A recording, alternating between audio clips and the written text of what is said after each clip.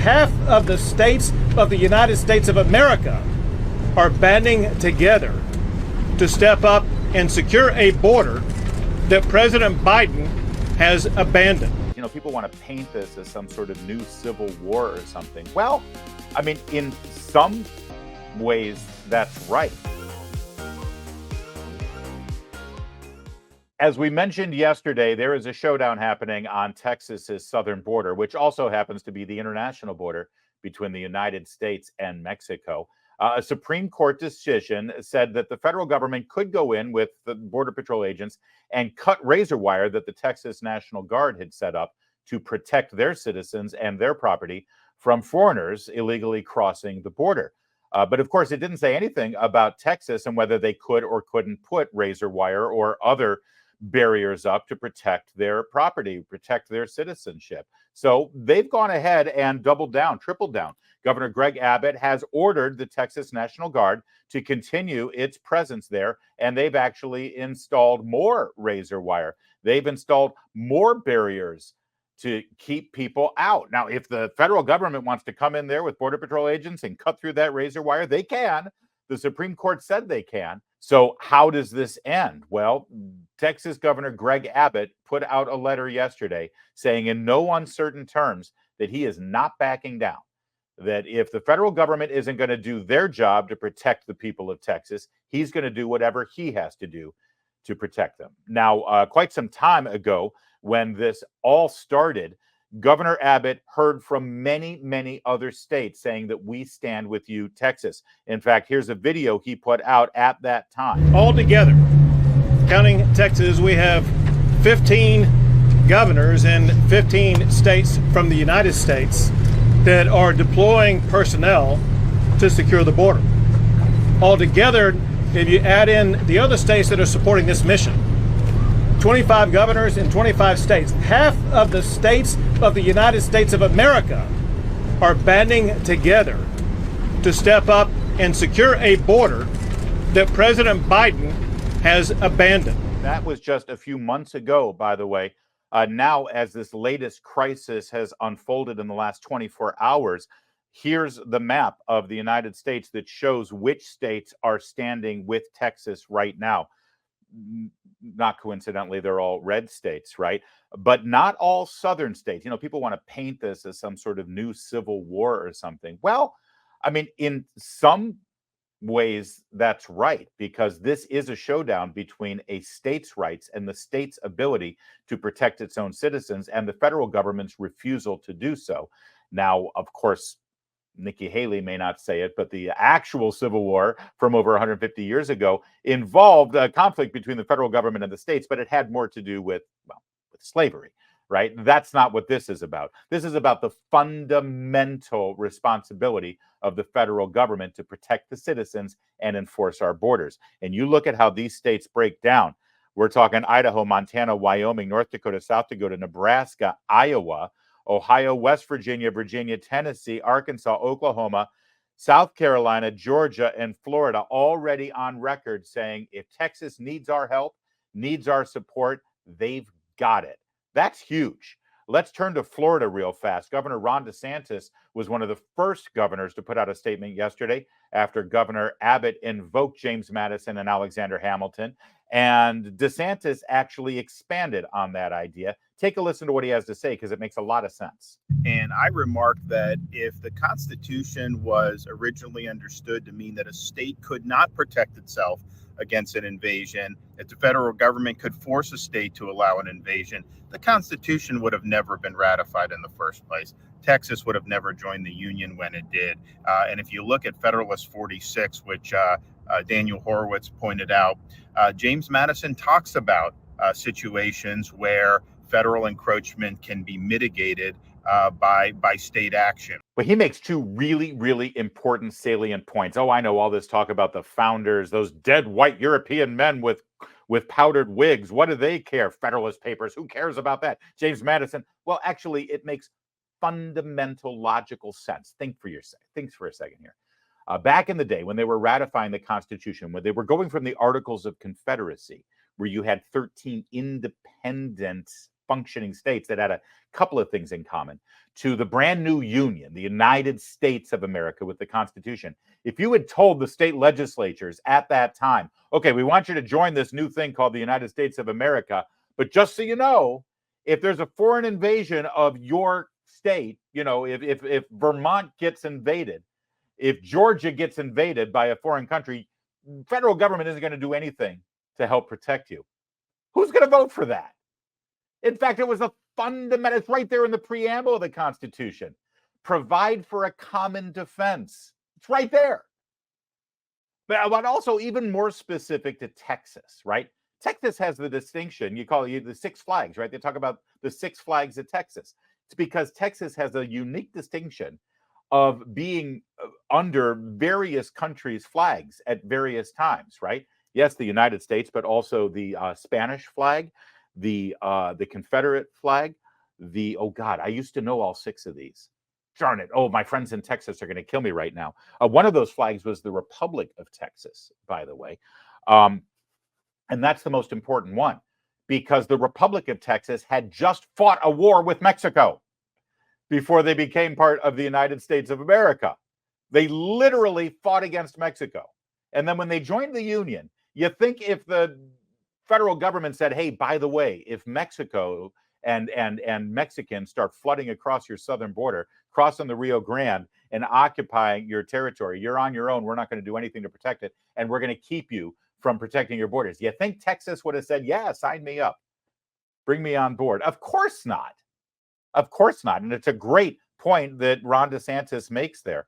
He's not alone, too. Of all those states that I just listed, look at Glenn Youngkin, hardly considered a super duper red pilled MAGA kind of conservative. But every time he's called to step up, he's there. Virginia stands with Texas. Greg Abbott doing the job Joe Biden and his border czar refused to do to secure our border. The Biden administration has turned every state into a border state. We must stop the flow of fentanyl, save lives, and secure our southern border. That's right. That's how Republican governors are stepping up right now with this crisis. And what are Democrats doing? Well, most Democrats are keeping their mouth shut because it's an election year and they don't want to be shown to be the open border radicals that they are. Beto O'Rourke is not one of them because Beto O'Rourke, in fact, holds no political office and really doesn't have much of a political future in front of him. So, of course, he's extended himself a bit here. Abbott is using the Texas Guard to defy a Supreme Court ruling. Real clear here. You're smart enough to know this, but Beto is not. The ruling has nothing to do with what Greg Abbott is doing right now at the border. We've explained this already. The ruling just allows the federal law enforcement agents to cut that razor wire. They can't be prevented from doing that. And Greg Abbott isn't preventing them from doing that. So Beto O'Rourke is either lying or just ignorant here. But he goes on. When Governor Faubus did this in 1957, Eisenhower federalized the Arkansas Guard to ensure compliance with the law. He's talking about Southern Democrats, racist Southern Democrats who refused to allow schools to be racially integrated back then. That's the specter that he's raising here. But understand what he's doing. Biden must follow this example of bold, decisive leadership to end this crisis before it gets worse. He's calling on Joe Biden to commandeer the Texas National Guard and direct them to defy the governor of Texas. What's that going to look like if Biden does that? Beto O'Rourke is not alone, by the way. Joaquin Castro, congressman from Texas, is calling on the same thing. Governor Abbott is using the Texas National Guard to obstruct and create chaos at the border. By the way, only a Democrat would call putting up barriers on the border to keep people from illegally crossing into this country. Only a Democrat would call that chaos. What Biden is doing is chaos, not what Abbott is doing. If Abbott is defying yesterday's Supreme Court ruling, he's not.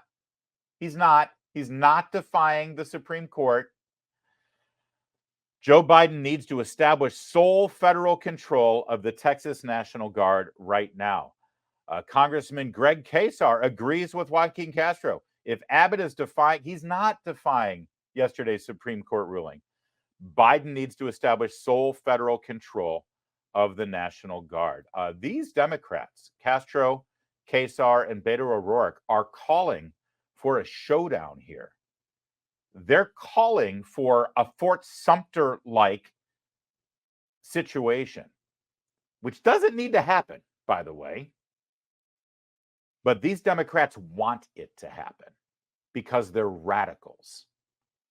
But what Greg Abbott has done here works on multiple levels, and not just on the very reasonable understanding that he has the responsibility to protect his state from the chaos that Alejandro Mayorkas and Joe Biden has instilled on that state and on the country. Greg Abbott can also say, I would love for him to do this, by the way. He can put out a statement or maybe go live and say, listen, I am doing this to protect the people of New York and Chicago and Washington, D.C. The mayors of those cities have begged for help and relief.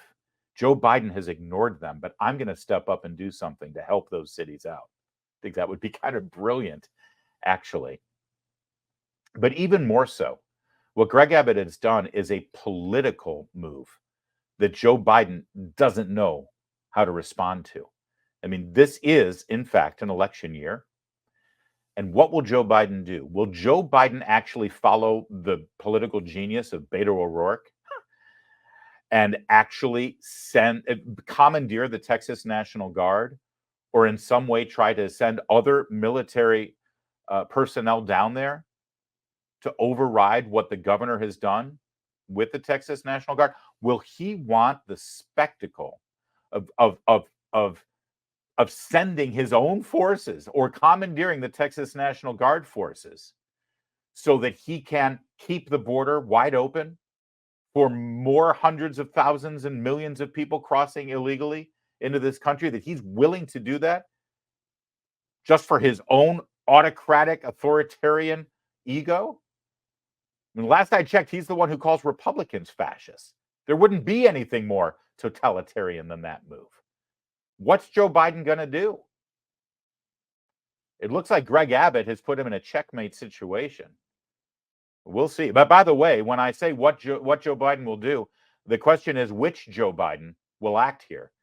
The Joe Biden you see right now, or the Joe Biden who was running for president back in 2008, when he was asked specifically about the legality of sanctuary cities defying federal law.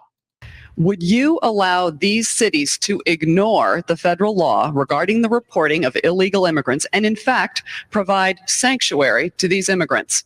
The reason the cities ignore the federal law is the fact that there is no funding at the federal level to provide for the kind of enforcement at the federal level you need. Pick up the New York Times today. There's a city not far across the river from my state that imposed similar sanctions. And what they found out is, as a consequence of that, their city went in the dumps, in the dumpster. Stores started closing. Everything started to happen. And they changed the policy. Part of the problem is you have to have a federal government that can enforce laws. This administration has been fundamentally derelict in not funding any of the requirements that are needed even to enforce the existing law. So, Senator Biden, yes or no, would you allow the cities to ignore the federal law? No. He was against sanctuary cities back in 2008 when he was running for president, which, of course, he didn't even come close to getting the nomination. Barack Obama did, but then Barack Obama named him vice president. Two things that are instructive about that. Joe Biden has been an arrogant twit his entire political career and refuses to answer questions directly since the beginning of his political career, and lies or changes positions on a regular basis. One other fundamental takeaway, boy, oh boy, what a difference 16 years makes. Look at that Joe Biden compared to the hysterical, mumbling, incoherent, mashed potato for brains person we've got in the White House now. Scary stuff.